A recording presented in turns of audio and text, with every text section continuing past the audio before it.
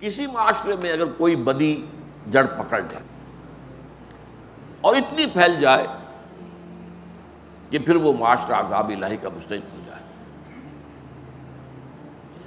تو اس صورت میں جو عذاب آتا ہے قرآن مجید کے 2 مقامات سے ثابت ہوتا ہے کہ اس سے صرف وہ لوگ مستثنیٰ ہوتے ہیں جو بدی کے خلاف کہتے رہیں، حکم دیتے رہیں، اپنی سی کوشش کرتے رہیں، بدی سے روکتے رہیں۔ اس کی 2 مثالیں میں آپ کے سامنے پیش کر رہا ہوں۔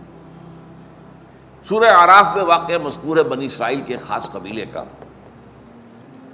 وہ آباد تھا ساحل سمندر کے ساتھ ساتھ، اور ان کا جو تھا ذریعہ معاش ماہی گیری، مچھلی پکڑنا، کھانا اور بیچنا بھی۔ اب مچھلیوں کو، اب چونکہ یہودیوں کے ہاں یوم السبت جو ہے، حالانکہ اصل میں تو تھا ان کے لیے یوم جمعہ، انہوں نے خود اپنی شرارت نفس سے اس کو یوم سبت کرا دیا۔ اللہ نے کہا ٹھیک ہے پھر تو اسی پر جاؤ۔ یوم سبت میں ہفتے کے دن کوئی کاروبار دنیاوی مکمل پورے دن حرام مطلق ہے، اس قدر سخت حکم ہے۔ ہمارے ہاں یہ حکم ہے صرف جمعے کی اذان سے لے کر جمعے کی نماز کی ادائیگی تک۔ اذا نودی للصلاۃ من یوم الجمعہ فاسعوا الی ذکر اللہ وذروا البیع ذلکم خیر لکم ان کنتم تعلمون فاذا قضیت الصلاۃ فانتشروا فی الارض وابتغوا من فضل اللہ۔ جب اذان آ گئی ہر کاروبار چھوڑ دو حرام، اور جماعت سے فارغ ہو گئے اب پھر آپ کے لیے جائز ہے جاؤ۔ تو اس قدر آسان کیا ہے شریعت محمد۔ یہی حکم پھیلا لیجئے، یہ 24 گھنٹوں پر مشتمل تھا۔ جمعے کی غروب شمس سے شروع ہو گیا، کوئی کاروبار اب حرام ہے، کوئی دنیا کا کاروبار، اور اگلے غروب تک چلے گا یہ یوم السبت۔ اب وہاں کیا ہوا کہ وہ مچھلیاں جو ہوتی ہیں، اللہ نے جانوروں کو بھی تو شعور دیا ہے، انہیں اندازہ ہو گیا کہ ہفتے کا ایک دن ایسا ہوتا ہے جس میں ہمیں کوئی پکڑتا ہی نہیں، باقی 6 دن تو ہماری جان پر بنی ہوتی ہے، جال لگے ہوتے ہیں، پکڑ رہے ہوتے ہیں، کانٹے ڈال رکھے ہیں۔ اور انہوں نے کیا کیا، ہفتے کے دن وہ ساحل کے قریب آتی ہیں، اٹھلا رہی ہیں، چھلانگیں لگا رہی ہیں، اور یہ بیچارے دیکھ رہے ہیں ٹک ٹک دیدم دم نہ کشیدم، پکڑ نہیں سکتے، حرام۔ اب شیطان نے سکھایا بھئی کوئی ہیلا کرو۔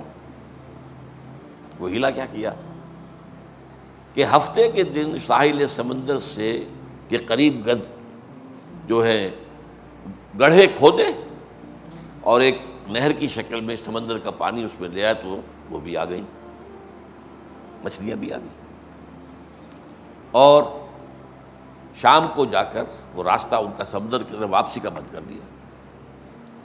اب کیا ہوا، یہ ایک پونڈ بن گیا۔ یہ آپ کے پاس تالاب ہے، اس تالاب میں مچھلیاں ہیں، کہاں جائیں گی اب؟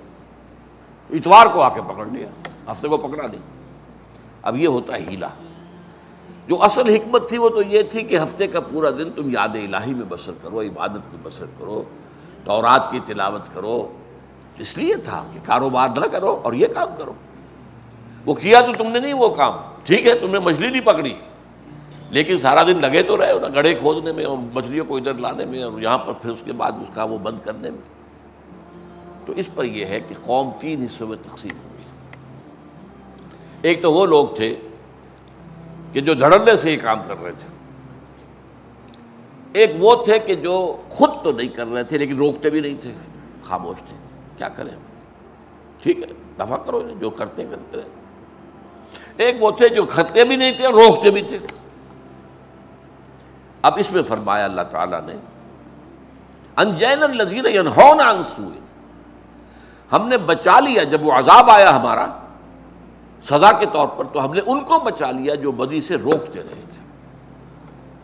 وَأَخَذْنَا الَّذِينَ ظَلَمُوا بِعَذَابٍ بَئِيسٍ بِمَا كَانُوا يَفْسُقُونَ، اور جو لوگ فسق کا اور ہماری نافرمانی کا ارتکاب کر رہے تھے ان کو ہم نے ایک بڑے برے عذاب کے اندر مبتلا کر دیا۔ آپ کو معلوم ہے ان کے چہرے بس کر دیے گئے، کونوا قردۃ خاسئین، بندروں کی شکل میں بدل دیا گیا۔ یہ سورہ اعراف کے اندر واقع بیان ہوا۔ اب یہاں پہ ذرا ایک نکتہ ہے تفسیری۔